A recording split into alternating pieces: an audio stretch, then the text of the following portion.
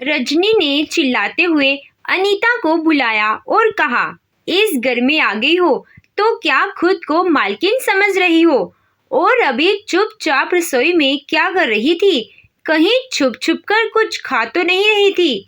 अनीता ने अपनी ननद से कहा कि दीदी, आप कैसी बातें कर रही हैं?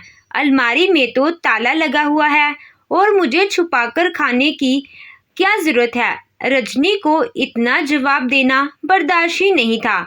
उसने तुरंत अनीता के चेहरे पर थप्पड़ मारा और कहा, पवन को देख रही हूं ना, कैसे शांत रहता है।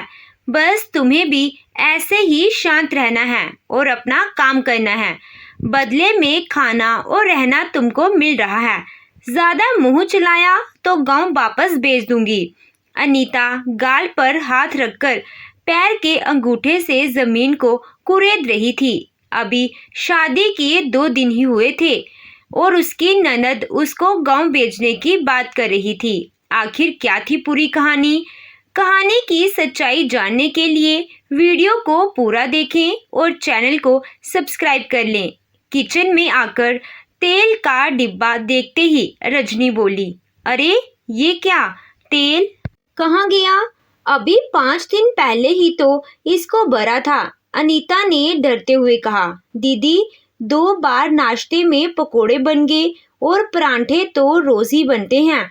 सब्जी भी इसी में बनती है। इससे पहले अनीता आगे कुछ कहती, रजनी दहाड़ पड़ी, अरे मैंने हिसाब नहीं मांगा। मैंने पूछा खत्म कैसे हुआ? इतनी जल्दी जल्दी राशन खत्म होने लगा है, कहीं दे आती है क्या? अनीता इस आवाज से कांप गई थी। गांव की सीधी सादी अनीता बेचारी ननद के सामने ऐसे ही डरी सहमी रहती थी। उसकी शादी रजनी के छोटे भाई पवन से 3 साल पहले हुई थी। पवन ज्यादा पढ़ा लिखा नहीं था और भोला भी था। हमेशा जैसा बहन कहती थी वैसा ही करता था। अनीता के परिवार में उसकी 3 बहनें और विधवा माँ थी और रजनी की शादी के बाद उसके माता पिता का एक्सीडेंट हो गया तो उसे पवन को अपने पास रखना पड़ा। पवन को अपने पास रखने के बाद उसने उसको घर के काम सिखा दिए और घर के नौकर को हटा दिया। बोला बाला पवन कुछ समझ ही नहीं, बल्कि रजनी ने उससे कहा, देख भाई, एक बहन जब अपने भाई को घर पर रखती है तो उसे बहुत सारे लोग सुनाने आ जाते हैं। अगर तू घर के थोड़े काम कर देगा तो मुझे कोई कुछ नहीं कहेगा। भाई, तू भी यही चाहता होगा ना कि लोग मुझे बातें ना सुनाए कि भाई मुफ्त की रोटी खाता है। पवन बहुत ही सीधा था। उसने भी यही सोचा। उसके सामने जब उसके जीजा जी इसकी दीदी से कहते कि पवन कोई काम ठीक से नहीं करता है, तुम पूरा दिन उसको काम क्यों नहीं सिखाती हो? अगर ठीक से नहीं करेगा तो फिर मैं यहाँ नहीं रहने दूंगा।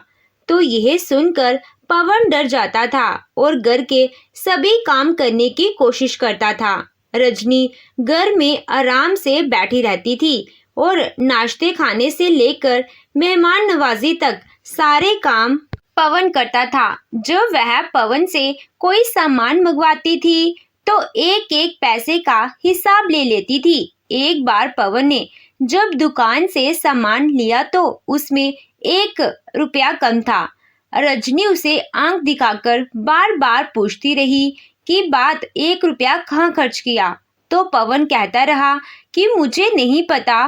पूरा सामान जो बैग से बाहर निकाला तो उसके अंदर से एक टॉफी निकली, जिसे देखकर रजनी का पारा चढ़ गया और उसने अपने भाई को थप्पड़ मारकर कहा, टॉफी खरीदी है तो बताता क्यों नहीं? मुझसे झूठ क्यों बोल रहा है? लेकिन पवन अंत तक कहता रहा कि दीदी, मैंने टॉफी नहीं खरीदी है। और इसका फैसला करने के लिए वह दुकान पर पहुंच गई। तब दुकानदार ने बताया कि उसके पास 1 रुपया नहीं था तो उसने सामान में टॉफी डाल दी। पवन और बड़ा हो गया तो अपने भाई की शादी क्यों नहीं कर देती है? इसका भी घर बसा दो। आखिर कब तक भाई को अपने घर रखती रहोगी? लोगों का मुंह बंद करने के लिए रजनी ने पवन की शादी गांव की बोली बाली अनीता से करवा दी। अनीता खुद वक्त की मारी थी और अपनी माँ की दूसरे नंबर की बेटी थी। पिता तो बहुत पहले ही साथ छोड़कर जा चुके थे और माँ ही खेतों में मजदूरी करके जीवन यापन कर रही थी। उसने अपने घर में केवल गरीबी देखी थी। रजनी को जब यह रिश्ता मिला तो उसने सोचा कि इस तरह की लड़की मेरे घर में आ जाए तो अच्छा रहेगा। बिना सवाल किए सारा काम करती रहेगी। जब अनीता विदा होकर शहर में रजनी के घर आई तो घर में ना कोई सजावट थी, ना बहू के आगमन पर कोई स्वागत हुआ। थोड़े से सपने तो अनीता ने भी देखे थे जो एक पल में टूट गए। उन दोनों के लिए रजनी ने एक स्टोर रूम खाली करवा दिया था। उसी में एक बेड रखवाया और एक अलमारी। ना कमरे में कोई सजावट की गई, ना ही तरीके से सामान रखा गया। कुछ सामान अनीता के मायके से भी आया था। उसे रखने के लिए अनीता को पहले उस कमरे की सफाई करनी पड़ी। ऐसा लग रहा था जैसे बहुत समय से कमरा साफ ही नहीं हुआ है। तो उसने अपने पति पवन से कहा, इस कमरे में इतनी धूल क्यों है? क्या इसकी सफाई नहीं होती है? तो पवन ने कहा कि यह कमरा तो अब मुझे शादी के बाद दीदी ने दिया है। मैं तो गर्मियों में छत पर चटाई लेकर सोता था और सर्दी में बाहर सोफे पर आगे चटाई बिछा लेता था। अनीता सीधी बोली बाली जरूर थी मगर मूर्ख नहीं थी। वह सोचने लगी कि यह कैसी बहन है जिसने अपने भाई को रहने के लिए कमरा भी नहीं दिया। उसने कुछ सोचकर पवन से कहा, आपकी दीदी आपको बाहर कैसे सोने देती थी? यह तो सुनने में बहुत अजीब लग रहा है। पवन ने तुरंत अपनी पत्नी अनीता से कहा कि दीदी के बारे में ऐसा वैसा मैं कुछ नहीं सुनूंगा। जब से मम्मी पापा गए हैं मैं उनके साथ ही रहता हूँ। अपने घर वालों के और दुनिया के ताने सुनकर भी वह मुझे अपने साथ ही रखती हैं। मेरे लिए यही काफी है। अनीता के लिए यह सब कुछ अजीब था। उसने अपने छोटे से कमरे को ही अपनी दुनिया बना लिया और उसको ही सजा लिया। उस दिन शाम को रजनी ने अनीता से कहा, अब तुम्हें ही घर संभालना है। आखिर भाभी हो और भाभियों तो हमेशा ही नंद का घर संभालती हैं। पूरा घर तुम्हारा है और तुम ही संभालो। मुझे तो बस खाना समय पर चाहिए। उस समय तो रजनी ने इस तरह से बात की जैसे उसने अपना घर अनीता के हवाले कर दिया है। मगर जब उसने रात को खाना बनाया तो सब्जी देखकर वह चिल्ला पड़ी, अनीता, यह कैसा खाना बनाया है? हमको बीमार करने का इरादा है क्या? देखा तो सब्जी में कितना तेल है। पवन, तुमने इसको कुछ बताया नहीं है क्या? दीदी का गुस्सा देखकर पवन भी खड़ा कांप रहा था। यह देखकर अनीता हैरान हो रही थी।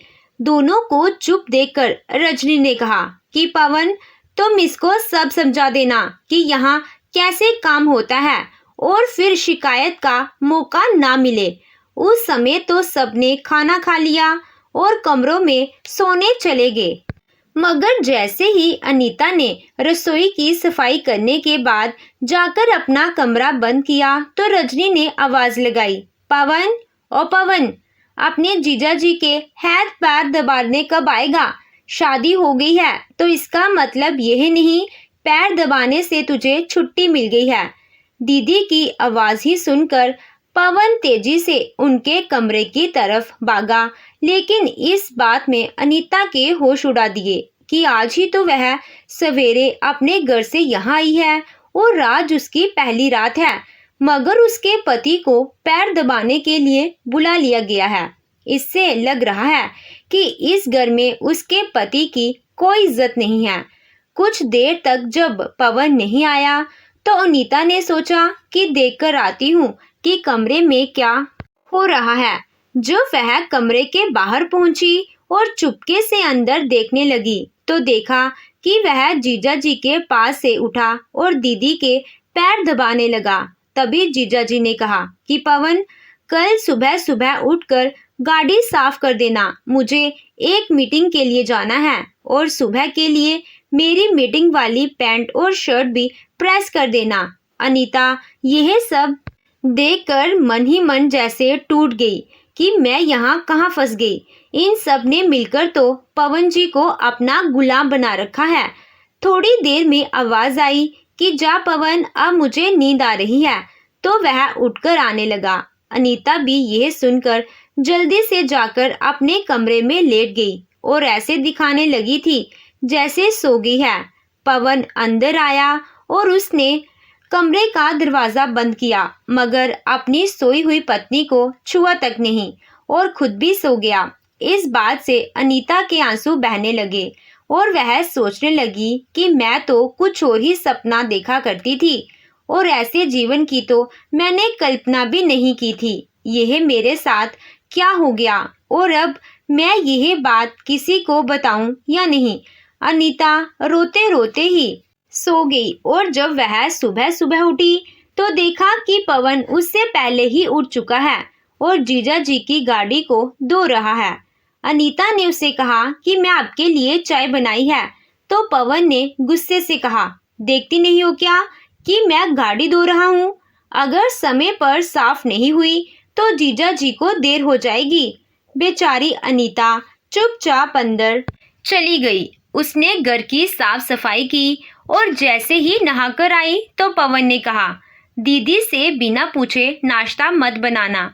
अब अनीता रजनी के सोकर उठने का इंतजार करने लगी। जब रजनी 7:30 बजे उठकर आई तो उसने रसोई में रखी अलमारी का ताला खोला और उसमें से बेसन निकालकर कहा, आज नाश्ते में चीले बना दो। याद रहे कि तेल कम लगाना चाहिए। अनीता को अलमारी में ताला लगाना अजीब लगा, क्योंकि उसने तो कभी अपने घर में माँ को ऐसा करते नहीं देखा था। अनीता को रात वाली बात याद थी, इसीलिए उसने बहुत संभाल कर कम तेल के लिए चीले बनाए। जैसे ही सब नाश्ता करने बैठे तो उसने देखा कि पवन एक तरफ बैठा हुआ है। उसने उसकी प्लेट भी लगा दी और कहा, आप भी खा लीजिए। तो रजनी ने उसे घूर कर कहा, इसे कौन से ऑफिस जाना है जो खाने की जल्दी कर रही हो? इतनी सख्त आवाज सुनकर अनीता चुपचाप रसोई में चली गई और पवन दूसरी तरफ ही बैठा रहा। नंदोई जी नाश्ता करके चले गए और रजनी भी अपने कमरे में चली गई। तो अनीता ने देखा कि पवन एक कपड़ा लेकर हर चीज को अच्छी तरह से झाड़ पोंछ कर रखा है। अनीता ने उससे जाकर कहा, आप यह नौकरों वाले काम क्यों करते रहते हो? आप कोई नौकर थोड़े ना हो। पवन ने उसका चेहरा देखा और बोला, यही मेरी नौकरी है। मैं ज्यादा पढ़ा लिखा नहीं हूं ना, इसीलिए कोई नौकरी नहीं मिली। दीदी के घर रहता हूँ और दीदी के घर ही खाता हूँ। बदले में थोड़ा काम कर देता हूँ, तो इसमें बुराई क्या है? पवन को इस तरह बोलते देखकर अनीता तो दंग रह गई कि यह कैसी सोच है।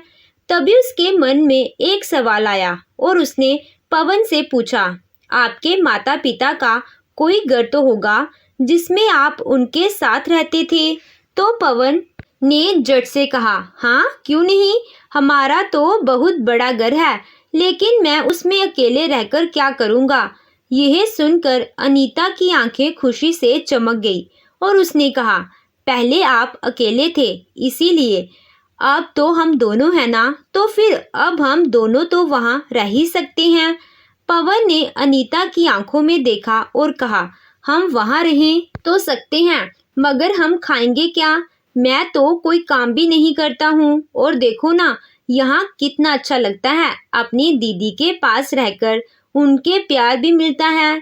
मैं उनसे दूर नहीं रहना चाहता, इसीलिए फिर से इस बारे में मत सोचना।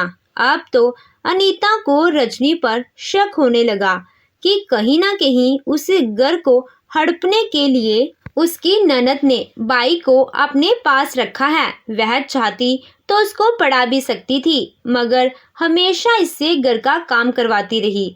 अनीता 10वीं पास थी और पवन से ज्यादा समझदार भी थी।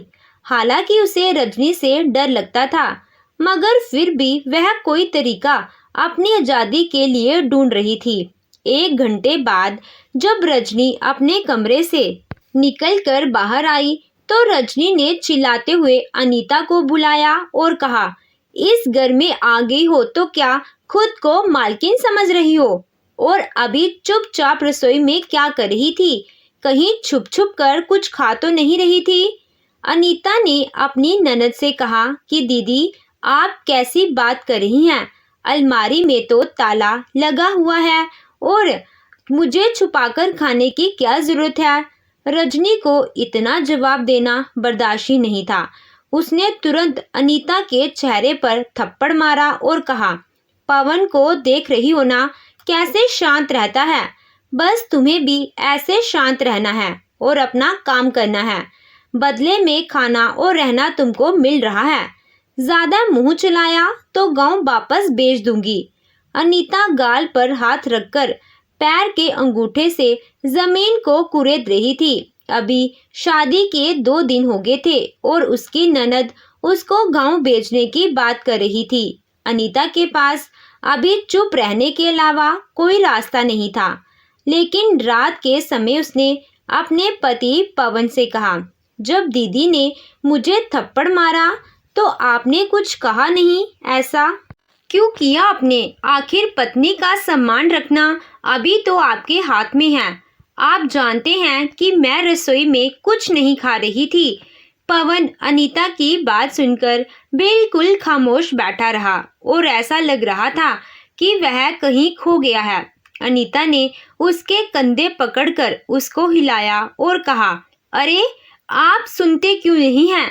जैसे जीजा जी दीदी का और घर का ख्याल रखते हैं वैसे ही आपको भी तो मेरा ख्याल रखना चाहिए।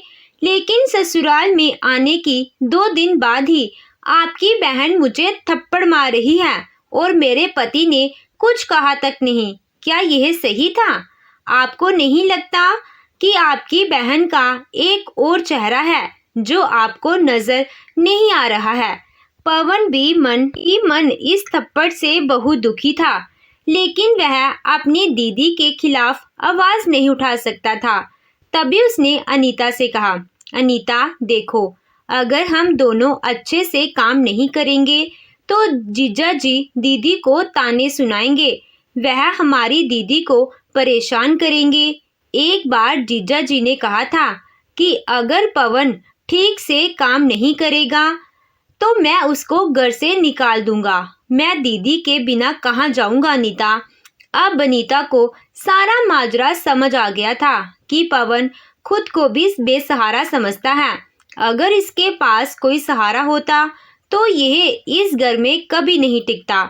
मगर अभी भी इसकी आंखों पर दीदी के प्रेम के पर्दे पड़े हुए हैं जो मुझे ही हटाने होंगे। उस दिन के बाद से अनीता ज्यादा से ज्यादा काम करने लगी, जिससे उसके पति को ज्यादा काम ना करना पड़े, क्योंकि अपने पति को गुलामी करते देखना उसके लिए बहुत दुख था।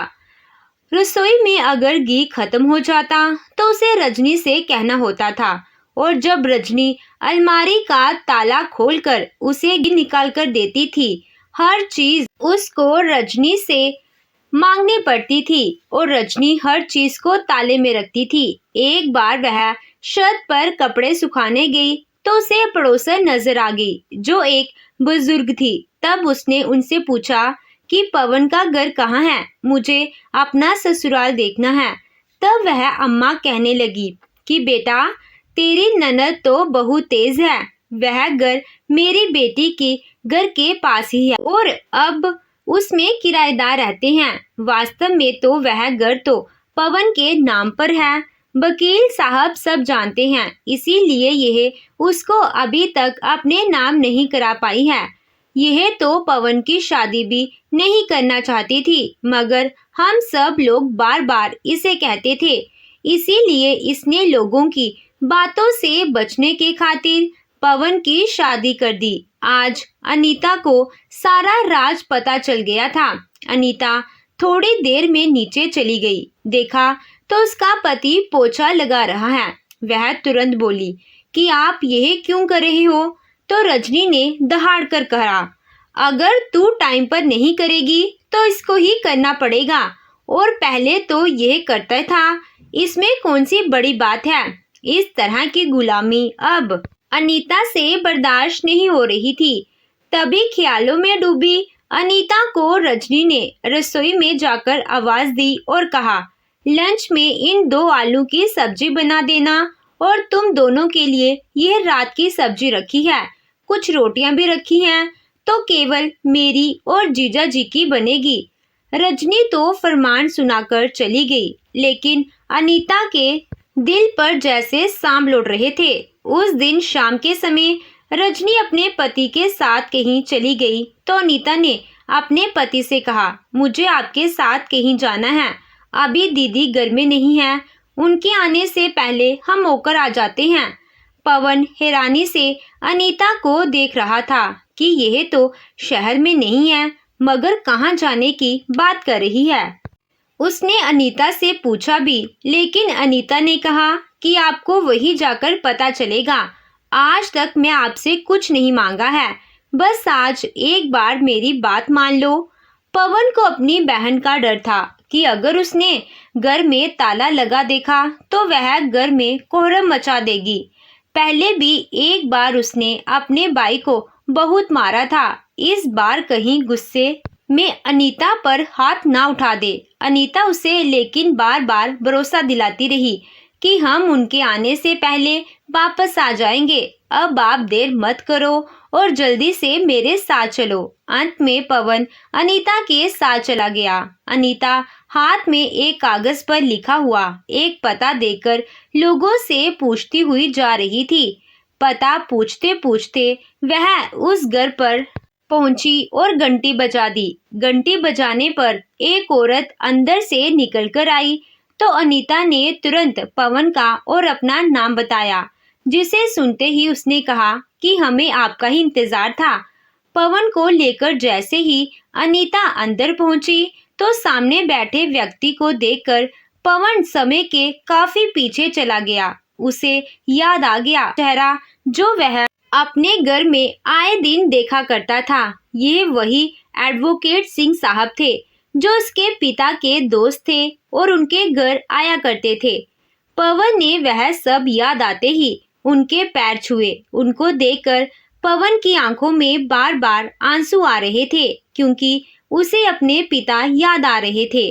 सिंह साहब ने उनको बैठाया और पवन के सामने उसके घर के कागज रख दिए। उन्होंने पवन को बताया कि रजनी कई बार इन कागजों को अपने नाम कराने के लिए कह चुकी है, मगर मैंने उसको हर बार मना कर दिया, क्योंकि इस पर केवल पवन का हक था। मैं जानता हूँ रजनी शुरू से ही बहुत चालाक है, क्योंकि मैंने उसको भी बचपन से देखा है। यह सब सुनकर पवन को समझ में नहीं आ रहा था क्या करे, लेकिन फिर भी उसने कहा, मगर दीदी मेरे साथ तो बहुत प्यार से रहती हैं। अनीता ने तुरंत कहा, कौन से प्यार की बात कर रहे हो आप? वही वाला प्यार जो वह राशन अलमारी में बंद करके रखती हैं कि कहीं उनका भाई और उसकी पत्नी ना खा जाएं। और आप सुबह की बात कैसे भूल गए कि हमको रात की सब्जी और रोटी खाने के लिए दी गई और उन्होंने अपने लिए ताजा खाना बनवाया। दूसरे दिन ही आपकी पत्नी को आपके सामने थप्पड़ मारा, वह भी किस बात पर कि वह चुप चुप कर खा रही थी, जबकि यह सरासर झूठ था। अनीता के इन सारे तर्कों के आगे पवन का मुंह बंद हो गया था। अनीता ने वकील साहब से पेपर लिए और पवन के साथ वापस आने लगी। पूरे रास्ते पवन के चेहरे पर खामोशी थी और वह सुस्ता चल रहा था। घर पहुंचते ही दोनों ने देखा कि दरवाजा खुला हुआ है, क्योंकि रजनी आ चुकी थी और उसने अपनी चाबी से घर खोल लिया था। मगर अब पवन बुरी तरह से डर गया था कि अंदर जाकर उसका क्या हाल किया जाएगा। अनीता ने उसका हाथ पकड़ा और कहा, आप चिंता मत करो, मैं आपके साथ हूँ। वह उसको अंदर लेकर गई। रजनी सोफे पर बैठी हुई थी।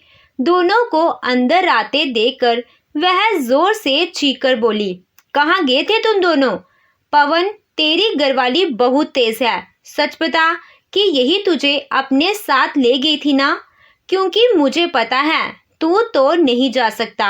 अनीता नंद के सामने ही अपने पति का हाथ कसकर पकड़कर और उतनी ही जोर से बोली, खबरदार दीदी, जो इससे आगे कुछ और कहा तो मैं देख रही हूँ आपने मेरे पति को नौकर बनाकर रखा हुआ था, मगर यह सब मैं बर्दाश्त नहीं करूंगी।